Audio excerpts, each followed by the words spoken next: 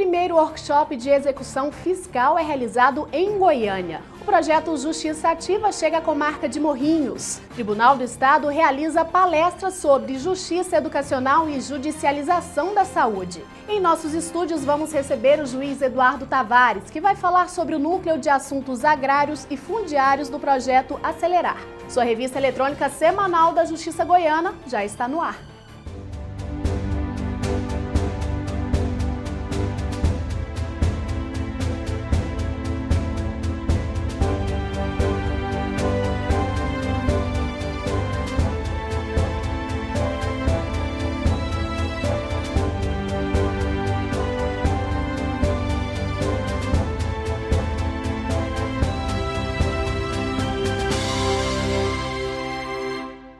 O Tribunal de Justiça tem dado continuidade aos projetos do Judiciário. Um exemplo é o Justiça Ativa, que pela primeira vez chegou à comarca de Morrinhos. Confira.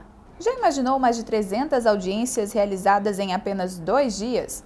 Graças ao projeto Justiça Ativa, isso é bem possível.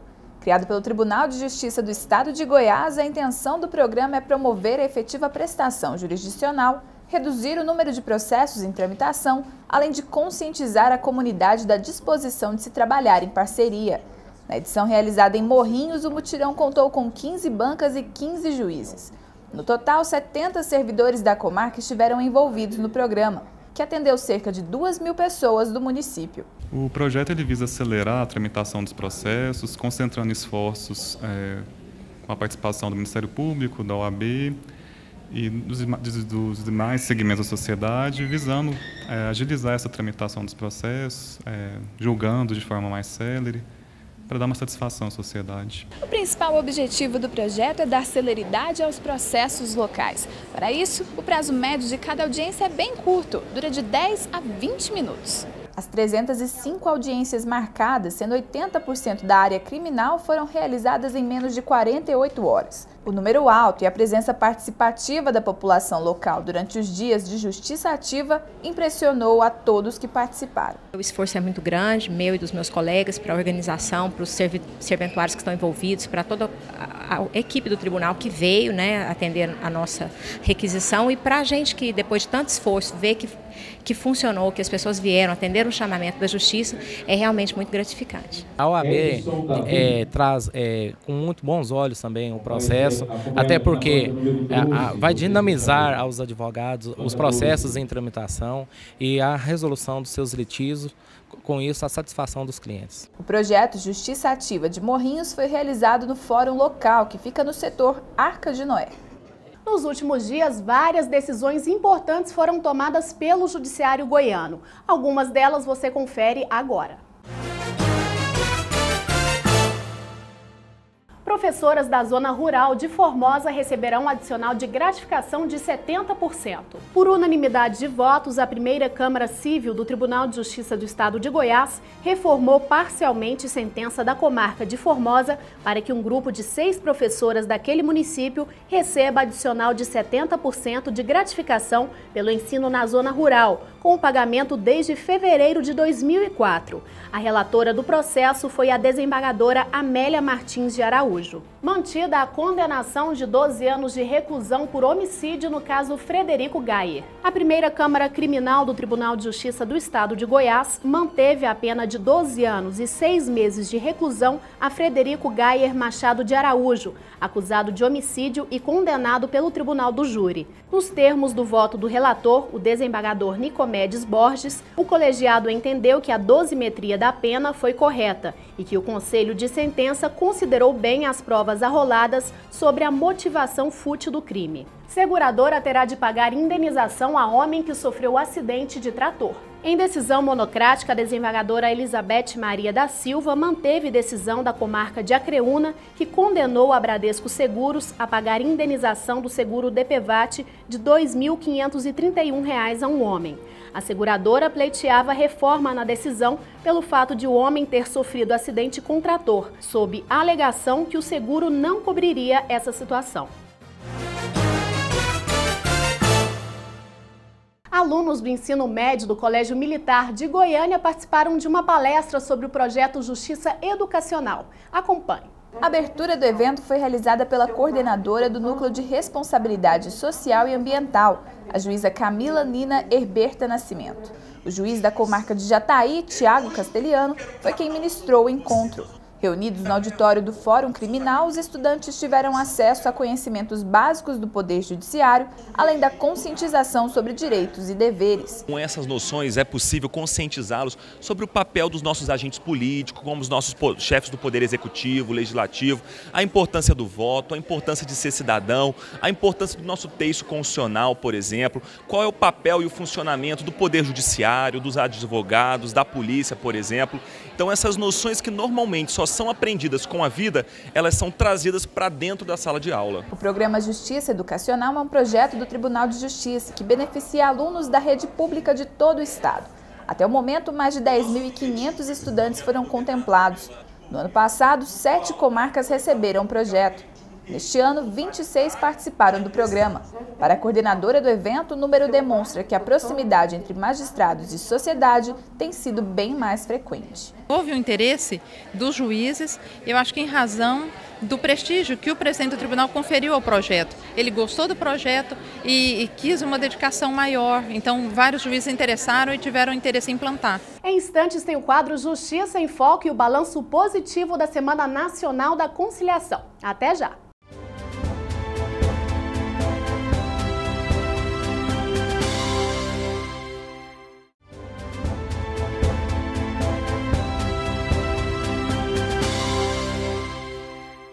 Confira agora a agenda do Judiciário Goiano para os próximos dias.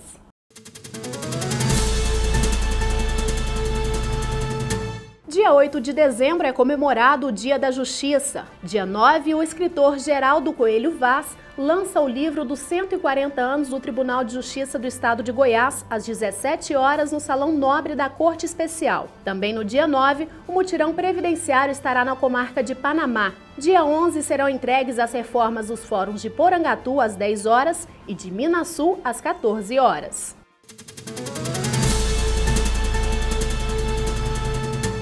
O coordenador da Semana Nacional da Conciliação em Goiás faz balanço positivo sobre o evento. Confira. Idealizada pelo Conselho Nacional de Justiça e desenvolvida pelos tribunais de todo o Brasil, esta foi a 9ª edição da Semana Nacional da Conciliação. O programa, que funciona como um mutirão de atendimento judiciário, tem por objetivo resolver as demandas de forma rápida e reduzir o acúmulo do processo no Poder Judiciário. Na edição deste ano, os números parciais divulgados até o momento já correspondem às expectativas. Mais de 35.500 audiências foram realizadas, quase 30.200 terminaram em acordo. O valor arrecadado com estes acordos chega a quase 90 milhões de reais. Nós conseguimos superar a meta estabelecida pelo Conselho Nacional de Justiça, que é alcançar 65% de acordos em relação às audiências realizadas, né? A nossa produção foi bem maior, né? E conseguimos um número de acordos acima de 80%. Atualmente, cerca de 90 milhões de processos estão em tramitação no Judiciário Nacional. Com o evento sendo realizado pela 9ª vez, fica clara a importância de unir as partes em prol da conciliação. A cada ano que passa, a gente está aperfeiçoando essa técnica, né, para que a gente possa fortalecer o movimento da conciliação. E a sociedade também está entendendo que a utilização da conciliação como método alternativo de solução de conflitos realmente é a melhor maneira para que ela possa resolver seu problema perante o judiciário, de uma forma mais rápida, barata e com mais qualidade. Acompanhe agora o quadro Justiça em Foco. No quadro Justiça em Foco de hoje, recebemos o juiz Eduardo Tavares dos Reis, ele que é um dos coordenadores do projeto Acelerar. Doutor Eduardo, seja bem-vindo. Obrigado. Hoje falamos especificamente do Núcleo de Assuntos Fundiários e Agrários. Doutor, desde quando esse trabalho tem sido feito e qual foi a necessidade de criar esse grupo? Desde o ano passado, com a instalação do projeto Acelerar, o Tribunal de Justiça entendeu pela necessidade também de incluir as ações agrárias e fundiárias no projeto Acelerar, para dar uma atenção mais especial para esse tipo de ação. A demanda era muito grande? A demanda era grande, a gente tinha uma procura, só que ela era esparsa e não tinha uma sistematização para conseguir acompanhar, dar uma resposta para os juízes ou mesmo para a sociedade, para quem procurava, de uma forma mais organizada, né? Ficavam esses pedidos, ora na presidência, ora na corregedoria, e agora a gente conseguiu centralizar no núcleo o acompanhamento de todos esses pedidos, essas demandas, das ações. Hoje em dia tem mais ou menos quantas ações em relação a esse tema? A gente monitora entre 15 e 16 mil ações. Elas variam, né, conforme vai arquivando, entrando novas, mas são mais ou menos 15 mil ações no estado. E tem algum tipo de ação que é mais comum, que vocês recebem mais ou que estão há mais tempo presos e parados no judiciário? As ações mais antigas, elas são as que demandam um conflito coletivo, que são ações discriminatórias, demarcatórias, uso campeão de processo antigo, reintegração de posse.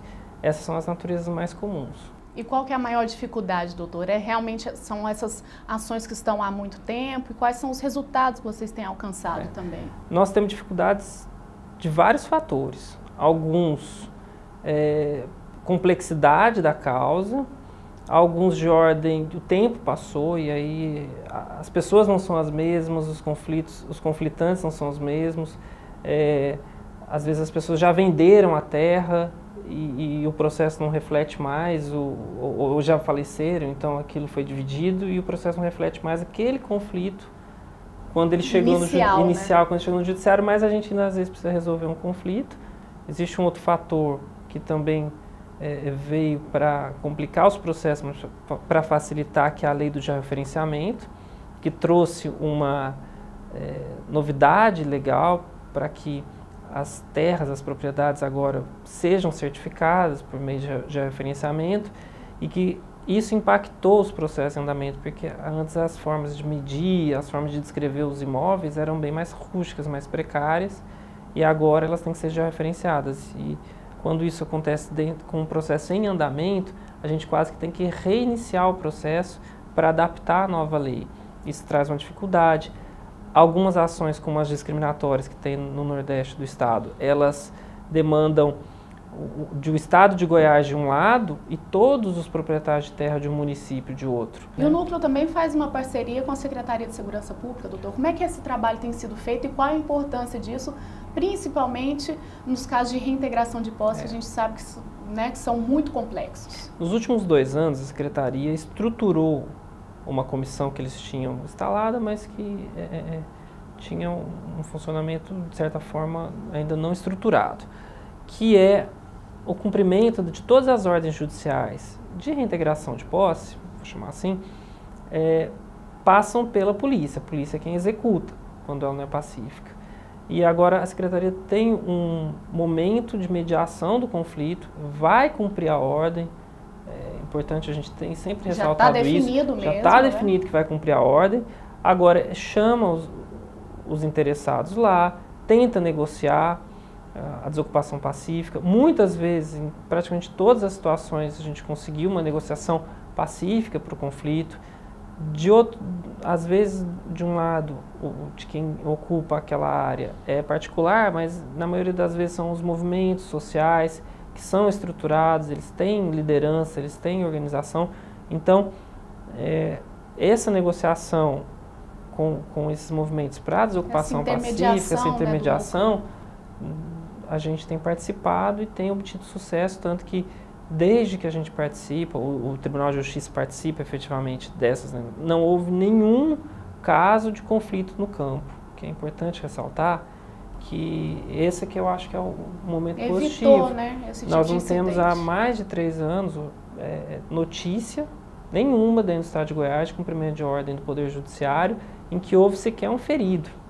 Não estou nem dizendo uma fatalidade, mas assim, não houve ninguém ferido em nenhuma ordem, e foram várias que foram cumpridas. Pacíficas, então foram todas pacíficas. Doutor, só para finalizar, queria que o senhor falasse os desafios e expectativas dentro desse núcleo agora nos próximos meses aí para o próximo ano, inclusive.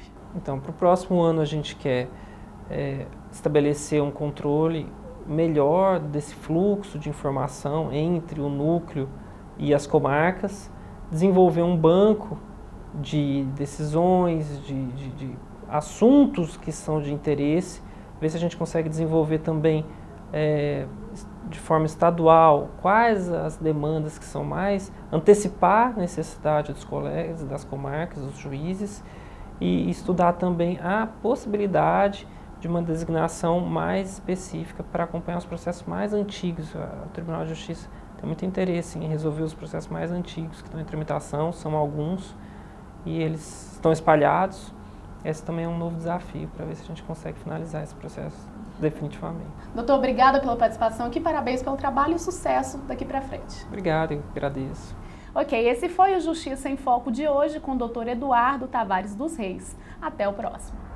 Se você tem dúvidas sobre o direito do consumidor na hora de comprar brinquedos, chegou a hora de solucionar algumas delas. Está no ar o quadro Fique Atento.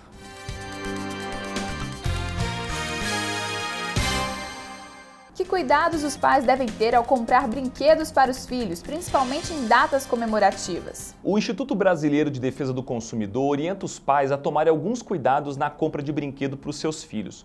O primeiro deles, observar se existe o selo do Inmetro que certifica a qualidade daquele produto em relação à segurança.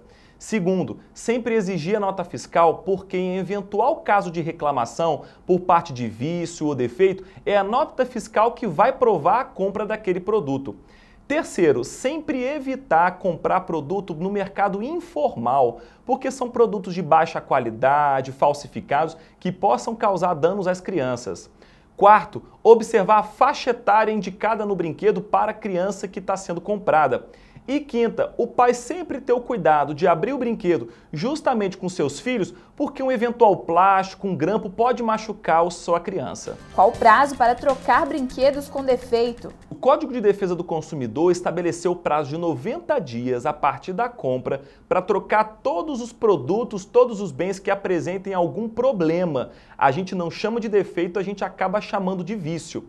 Mas se esse vício for oculto, ou seja, aquele que só vai aparecer posteriormente com o uso, esse prazo conta-se da data que o defeito aparecer, sempre 90 dias. É preciso provar que o produto veio com defeito? Sim, o pai ou a mãe tem que indicar para o vendedor, para o comerciante ou para o fabricante qual o vício que aquele produto apresentou, por que ele não está funcionando, por que ele não se presta àquele objetivo estabelecido por parte da embalagem. Comprei um brinquedo que meu filho não gostou.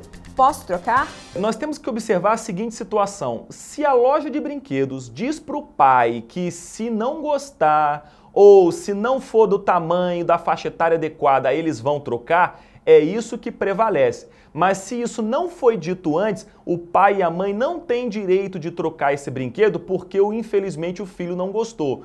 Só chama atenção para uma situação. As chamadas compra entre ausentes, aquelas por telefone, pela internet, por catálogo, o pai e a mãe podem desfazer o contrato, entregar o brinquedo e pegar o dinheiro de volta no prazo de 7 dias sem motivo nenhum, mas só as chamadas compras entre ausentes, por telefone, internet ou por catálogo. Meu filho se machucou com o brinquedo. Quais os meus direitos como consumidor? Se a criança se machucou com os brinquedos, ela como consumidora, ela pode sim acionar a justiça e pleitear uma indenização.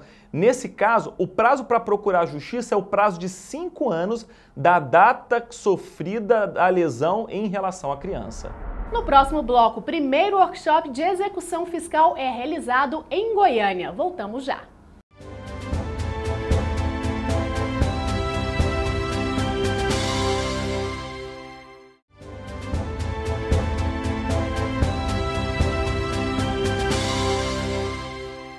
O Tribunal de Justiça promove palestra sobre a judicialização da saúde. O evento contou com a presença da ministra Laurita Vaz. Acompanhe. O evento nomeado Reflexões sobre a Judicialização da Saúde foi realizado no auditório do Tribunal de Justiça do Estado de Goiás. Voltado exclusivamente para os magistrados, o encontro foi coordenado pelo juiz Eduardo Pérez e contou com palestras ministradas pela vice-presidente do Superior Tribunal de Justiça, Laurita Vaz. Na ocasião, foi discutida a necessidade de uma participação interdisciplinar para apoiar os magistrados nessas decisões. Às vezes a pessoa quer um medicamento que não está previsto na lista de medicamentos dispensados pelo poder público. Ela vem ao judiciário solicitar, alegando a universalidade da saúde. tudo isso cai no judiciário, ele tem que examinar não só do ponto de vista jurídico, como entender um pouco da área técnica disso, entender a importância, se realmente esse medicamento serve para aquilo que foi posto, se realmente a parte exauriu a possibilidade de questionar isso juridicamente, se isso vai afetar o direito de outras pessoas que não estão na lei, porque muitas vezes a questão da saúde ela tem um viés coletivo, ainda que individual. Tudo isso é uma reflexão sobre a judicialização da saúde. Para a ministra Laurita Vaz, o evento demonstra a importância do judiciário nessa demanda. Ainda segundo ela, muitas vezes se faz necessário que o juiz interfira na administração pública para resolver questões que não são solucionadas pelo Estado. Todos sabem que a saúde, hoje, ela está caótica. Quer dizer, a atuação de todo o sistema de saúde hoje é criticado por todos, desde o cidadão comum até altas autoridades. Todo mundo tem sofrido com essa situação precária da saúde.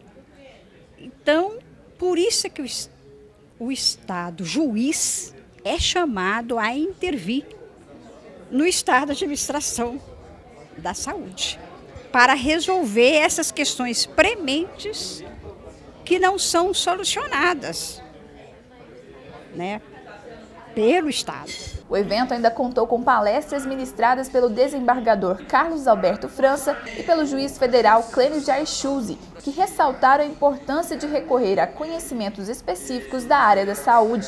Para eles, a troca de informação entre judiciário e gestores de saúde pública e suplementar pode melhorar o sistema do país. Ao analisar um caso individual que é apresentado, nós, juízes, possamos, além de ver ali, naquele processo, o rosto, a história do postulante, possamos também imaginar o maior, o mais amplo, o interesse coletivo.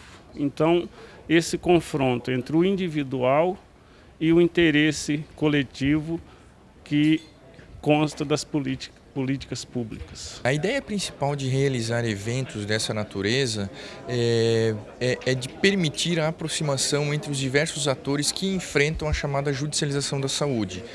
Quais são esses atores? Juízes, membros do Ministério Público, da advocacia e principalmente gestores de saúde pública e saúde suplementar. Todos têm o mesmo propósito de melhorar o sistema de saúde. E a ideia desses eventos é exatamente isso, é permitir essa aproximação, permitir um diálogo, de modo que as decisões judiciais não sejam tão impactantes e possam ser cumpridas de uma forma menos, com uma menor dificuldade e principalmente causar o menor impacto possível no âmbito dos gestores de saúde pública e de saúde suplementar. Além dos palestrantes, fizeram parte da mesa o desembargador-presidente Ney Teles de Paula, o desembargador Leobino Valente Chaves, presidente eleito do Tribunal de Justiça do Estado de Goiás para o biênio 2015-2017, o desembargador Walter Carlos Lemos, presidente do TRE Goiás, e Cizenando da Silva Campos Júnior, diretor-presidente da Unimed Goiânia. Veja agora quem são os juízes e desembargadores do Tribunal de Justiça do Estado de Goiás, que fazem aniversário nos próximos dias.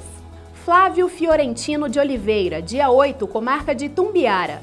Ivo Fávaro, também dia 8, desembargador. Pedro Paulo de Oliveira, dia 12, comarca de Barro Alto. Pedro Ricardo Morelo Godoy Brendolan, dia 12, comarca de Buriti Alegre. O Tribunal de Justiça realiza o primeiro workshop de execução fiscal. Órgãos públicos também participaram do evento. Confira. Magistrados que atuam nas varas da Fazenda Pública, servidores, procuradores estaduais e municipais, prefeitos e secretários de finanças municipais lotaram o auditório do Tribunal de Justiça do Estado de Goiás para discutirem métodos relacionados à execução fiscal. A taxa de congestionamento do Poder Judiciário goiano ela é grande, em grande parte, na maior parte, devido às execuções fiscais. Só as execuções fiscais das prefeituras de Goiás, que estão ajuizadas nos diversos fóruns de Goiás, remonta a 300 mil processos. 300 mil processos é mais de 20% do nosso congestionamento. Nós temos 1.600.000 processos, sendo que desse 1.600.000 processos, 300 mil é de execução fiscal. Se nós conseguirmos baixar essa execução fiscal para números mais aceitáveis, a nossa taxa de congestionamento vai cair vertiginosamente. Então, nós ganhamos, o contribuinte ganha, porque ele vai pagar um imposto e vai ter obras, vai ter benefícios na sociedade, e a administração pública ganha também, todo mundo ganha. Valparaíso de Goiás é a comarca referência em boas práticas para arrecadação de tributos. Antes, haviam 77 mil processos de execução fiscal. Agora, com o apoio da Prefeitura, este número caiu para menos de 300 ações. O juiz da Vara de Fazenda Pública do município, Rodrigo Prudente, revela como foi possível diminuir esse acervo. Fizemos um convênio entre o tribunal, o município de Valparaíso e uma faculdade de Direito, no sentido de disponibilizar uma parte do fórum para que ali fosse feito os atendimentos pré-processuais com relação a esses créditos tributários que poderiam ser objeto de desconto por meio de uma lei do Refis, e aproveitamos e ampliamos para a área de família e a área civil.